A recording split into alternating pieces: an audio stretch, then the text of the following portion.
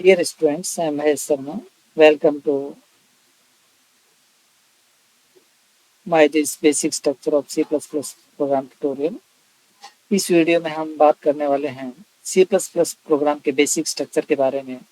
मैं चाहूँगा कि इस वीडियो को कम्प्लीटली आखिर तक देखना आपके लिए बहुत इम्पोर्टेंट है, स्पेशली अगर आप C++ प्रोग्रामिंग में बिल्कुल नए हैं, क्योंकि हम इस वीडियो में C++ प्रोग्राम के बेसिक स्ट्रक्चर को बहुत ही डिटेल के साथ डिस्कस करने वाले हैं। अगर आप इस वीडियो को थ्योरेटिकली समझ लेते हैं तो यह टॉपिक आपके आगे के प्रोग्राम में बहुत ही हेल्पफुल साबित होगा। तो आइए प्रोग्राम आइए वीडियो की शुरुआत करते हैं सी प्लस प्लस प्रोग्रामिंग के बेसिक स्ट्रक्चर से। बेसिक स्ट्रक्चर है सी प्लस प्लस के प्रोग्राम का, वो क्या है कि यहाँ सबसे टॉप पर हमें क्या है, हेडर फाइल लिखते हैं। फिर उसके बाद क्या है कि जैसे मेन फंक्शन, और मेन फंक्शंस के अंदर क्या है, हम बॉडी ऑफ प्रोग्रामिंग स्टेटमेंट्स क्या है हम यहाँ पे लिखते हैं। जैसे आइए हम प्रोग्राम के द्वारा क्या कि जो बेसिक स्ट्रक्चर क्या होता है वो हमें क्या है कि डिटेल के सी प्लस प्लस के जो बेसिक स्ट्रक्चर है उसमें हम क्या है कि सबसे पहले हमें फाइल मेन्यू पे जाते हैं और उस पर न्यू पे जाके सोर्स प्रोग्राम पे हम क्या है क्लिक करते हैं प्रोग्राम बनाने के लिए। फिर हम यहाँ प्रोग्रामिंग करते हैं। जो बेसिक स्ट्रक्चर जो है, बेसिक स्ट्रक्चर में सबसे जो टॉप पर जो लाइन लिखी जाती है वो आपकी आती है हेडर फाइल। हेडर फाइल में हम सबसे पहले क्या है कि हैश इंक्लूड हेडर फाइल का नाम से हमें आयो स्ट्रीम हेडर फाइल को हम यूज करते हैं। ये क्या है, क्या कहलाती है, pre processor directive. Pre processor directive.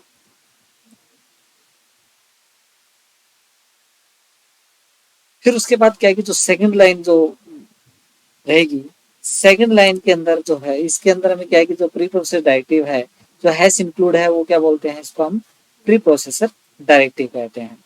आयो स्ट्रीम जो है, इनपुट आउटपुट स्ट्रीम, ये क्या है कि हेडर फाइल है, वो हम क्या यूज करते हैं।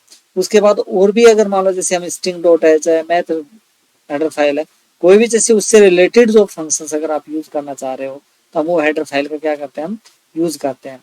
यहाँ पर हम क्या है कि सी आउट एक छोटा सा हम प्रोग्राम बना रहे हैं कि एक मैसेज प्रिंट करना चाहते हैं, welcome to C plus plus. तो इसको welcome to C plus plus को हम प्रिंट करने के लिए जो ये आपका सी आउट है वो क्या है, आयो स्ट्रीम के अंदर क्या है डिफाइन होता है। तो यहाँ पे हमें क्या है इसका यूज करते हैं। उसके बाद नेक्स्ट लाइन पे हम क्या करते हैं, यूज स्पेस, जो नेम स्पेस है उसका हम यूज करते हैं। उसके लिए हमें क्या है कि यूजिंग कीवर्ड क्या लिखेंगे, यूजिंग क्या है कीवर्ड है, फिर नेम स्पेस और S T D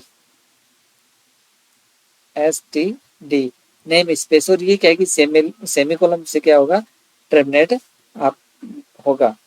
use STD name space.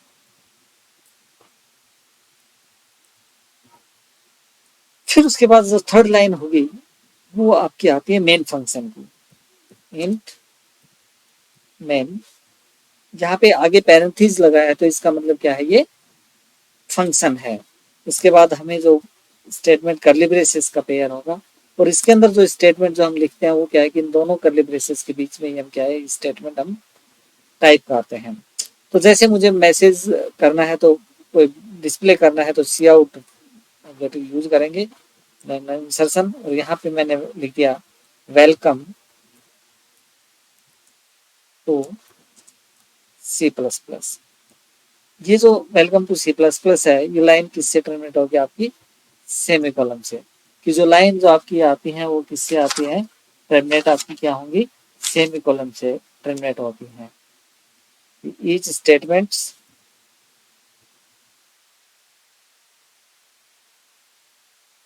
Terminates and with semi column, and with semicolon, semicolon से क्या होंगे आपकी टर्मिनेट होंगी। अब ये क्या है कि जो मेन फंक्शन है, मेन फंक्शन में क्या है कि जैसे जो कंपाइलर को बताता है कि प्रोग्राम कहाँ से स्टार्ट हो रहा है, कहाँ पर क्या है एंड हो रहा है। इंट क्या है कि इससे पहले मैंने इंट किया है, इंट का मतलब इंटीजर, तो इसका मतलब ये फंक्शन इंटीजर टाइप क्या करेगा, वैल्यू रिटर्न करेगा। तो रिटर्न हम क्या है कि वैल्यू, अगर कोई भी फंक्शन वैल्यू रिटर्न करता है तो हम रिटर्न कीवर्ड के द्वारा उसको रिटर्न करवाते हैं। तो हमें क्या यूज करेंगे, रिटर्न और 0। तो यहाँ पर हम क्या है इसका यूज करेंगे। अब इस प्रोग्राम को जैसे कंपाइल करते हैं तो एग्जीक्यूट पे जाओ कंपाइल करने के लिए, और यहाँ पे क्या है कंपाइल या F9 हम क्या है यूज करेंगे। अब ये क्या है कि ये फाइल क्या है कि सेव नहीं है, तो सबसे पहले हम क्या करेंगे, इसको फाइल को सेव करेंगे। तो कहीं भी मान लो डेस्कटॉप पे मुझे सेव करना है, यहाँ पे कोई भी नाम दे दिया मैंने, यहाँ पे test.cpp मैंने इसका नाम दे दिया और यहाँ पे सेव। अब उसके बाद क्या है कि सेव करने के बाद यहाँ पे F10 या क्या है रन पे हम क्या करेंगे, इस पे क्लिक करेंगे तो यहाँ मैसेज आ गया, वेलकम टू C++ प्रोग्राम। अब इसके बाद क्या है कि जैसे हम पूरी डिटेल के साथ कहते हैं कि प्री प्रोसेसर डायरेक्टिव होता क्या है। तो ये प्री प्रोसेसर डायरेक्टिव के बारे में अभी हमें, प्री प्रोसेसर डायरेक्टिव जो है, प्री प्रोसेसर डायरेक्टिव क्या है कि हैश सिंबल के साथ क्या होता है स्टार्ट होता है। अर्थात अगर कोई लाइन हैश सिंबल से स्टार्ट हो रही है वो इंडिकेट करता है कि वो क्या कहलाता है, आपका प्री प्रोसेसर डायरेक्टिव है। दूसरा क्या है कि ये जो प्री प्रोसेसर डायरेक्टिव होते हैं वो क्या है टॉप पर आपका क्या होता है लिखा हो जाता है, आपके प्रोग्राम के टॉप पे लिखे जाते हैं। जैसे hash include iostream dot H, जो हेडर फाइल है वो हमें क्या यूज करते हैं। दूसरा क्या है कि जो प्री प्रोसेसर डायरेक्टिव है ये क्या करता है कि कंपाइल करने से पहले कंपाइलर के द्वारा क्या है कि एक्चुअल में कंपाइलेशन स्टार्ट करने से पहले क्या है कि इंफॉर्मेशन को प्री प्रोसेस करने का इंस्ट्रक्शंस क्या करता है, ये प्रोवाइड करता है। C++ बहुत सारे क्या है कि जैसे प्री प्रोसेसर डायरेक्टिव को सपोर्ट करता है, जैसे हैश इंक्लूड, हैश डिफाइन। इस हैश डिफाइन को हम क्या है कि मैक्रो भी कहते हैं, और हैश इफ, हैश एल्स, ये सारे क्या कहलाते हैं आपके प्री प्रोसेसर डायरेक्टिव है। तो उसके बाद आता है नेम स्पेस। नेम स्पेस क्या है कि जो नेम स्पेस है वो क्या है कि रिलेटेड जो नेम्स हैं, आइडेंटिफायर्स हैं, जैसे function, class name, variables name, उनको रिलेटेड जो नेम्स आइडेंटिफायर्स का क्या होता है समूह होता है। अब हमने C++ में जैसे हमने यूज करते हैं iostream किया है, std यूज किया है। तो नेम स्पेस जो iostream है, iostream के अंदर जैसे जो वेरिएबल्स हमने जो यूज करते हैं ये केवल प्रोटोटाइप से वेरिएबल डिक्लेरेशन को क्या करता है डिक्लेयर कर रहते हैं इसमें। तो जो वेरिएबल्स हैं जैसे यहाँ पे नेम स्पेस हमने किया है, iostream जो हेडर फाइल है इसके अंदर cout जो है वो किसके अंदर क्या है डिक्लेयर किसके अंदर है, iostream के अंदर है। परंतु यहाँ पे डिफाइन नहीं है, डेफिनेशन किसके अंदर है, जो std जो नाम की जो हेडर फाइल उसके अंदर क्या होती है इनकी डेफिनेशंस होती है। तो यहाँ पर जैसे हम देखें कि इज स्ट्रीम जो क्लास है तो सीन जो है, तो सीन किसके अंदर डिफाइन है, किस जो डेफिनेशन लिखी हुई है वो आई स्ट्रीम क्लास के अंदर लिखी हुई है, और जो cout है इस cout के किसके अंदर है, ओ स्ट्रीम के अंदर क्या है लिखी हुई है। अब इसमें क्या है कि जैसे तो इसलिए क्या है कि हमें दोनों का यूज करना पड़ता है, iostream का भी, और क्या है इनके डेफिनेशंस कहाँ लिखी है उसमें उसको भी हमें क्या है लिखना आपको पड़ता है। जैसे दूसरा चीज क्या है कि जो नेम स्पेस है वो क्या करेगा कि अगर मान लो जैसे सेम फंक्शन नेम है, आइडेंटिफायर्स हैं, तो उनको सेपरेट करने में भी हमें क्या करते हैं हेल्प करते हैं।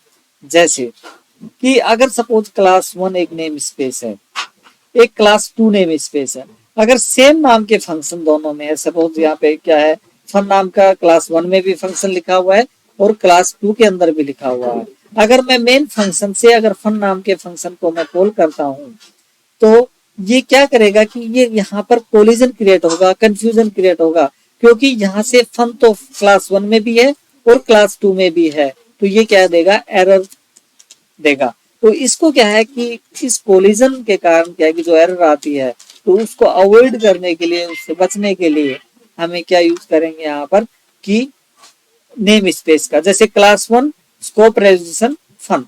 अब ये क्या है कि ये कौन से फंक्शन को कॉल करेगा, जो क्लास वन के अंदर क्या है जो डिफाइन है।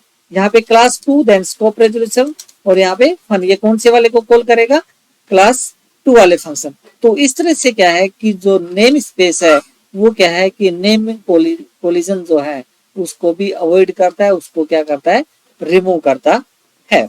आइए इस प्रोग्राम में हम देखते हैं C++ का जो हमने प्रोग्राम बनाया था उसको हम आगे डिटेल से हम और समझते हैं।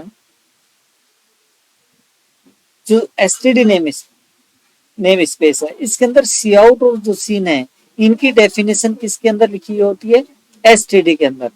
तो ये क्या है कि हमें अगर मान लो जैसे सी आउट यूज करना है और सीन यूज करना है, तो हम यूजिंग कीवर्ड का यूज करेंगे नेम स्पेस का, और फिर हमें एसटीडी लगा के हमने सेमीकोलन का यूज करेंगे। जैसे हमने क्या है कि प्रोग्राम के अंदर हमने किया है। इस प्रोग्राम के अंदर हमने क्या कि जैसे नेम स्पेस लगाया है, अगर सपोज इस नेम स्पेस को हटाते हैं, तो हटा के देखो यहाँ पे हमने कमेंट्स लगाया है। कमेंट्स लगाने के बाद क्या कि इसको कंपाइलर इग्नोर कर देगा, इसको रीड नहीं करेगा। तो अब यहाँ पे अगर हम कंपाइल करते हैं, तो यहाँ पे दिखा दिया error C out was not declared in this scope. ये कहाँ पर क्या है, ये सारी क्या है कि यहाँ पर एरर क्या है शो कर रहा है कि इन फाइल इंक्लूडेड ये वाला करके यहाँ पे जैसे नोट एसटीडी आउट पे यहाँ पे दे रहा है। अब यहाँ पर क्या है कि हमें अगर इसका नेम स्पेस भी यूज नहीं करना चाहते, यूजिंग कीवर्ड के द्वारा अगर हम यूज नहीं करना चाहते हैं, तो हम यहाँ पर क्या लिखेंगे कि एसटीडी और स्कोप रेजोल्यूशन ऑपरेटर का अगर आप यूज करोगे, तो यहाँ पर ये प्रोग्राम को फिर रन करते हैं। ये प्रोग्राम हमारा क्या होगा, जिसे कंपाइल किया, कोई एरर नहीं, रन करेंगे, यहाँ पर क्या होगा, एग्जीक्यूट हो जाएगा। तो यहाँ पे वेलकम टू C++ आउटपुट आ गया। तो इस तरह से अगर हम मान लो नेम स्पेस का अगर यूज नहीं करते, तो हम एसटीडी क्या है कि यहाँ पे मतलब standard name space plus scope resolution और फिर उसके बाद सी आउट।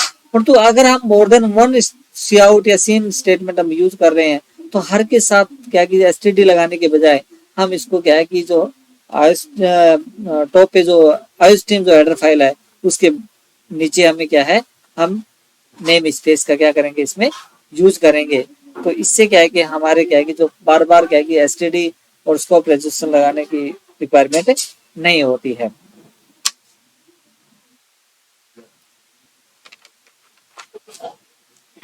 अगर यह वीडियो आपको पसंद आया है तो इस वीडियो को लाइक करें, और इस तरह के वीडियो को और देखना चाहते हैं तो मेरे इस चैनल को जरूर सब्सक्राइब करिएगा।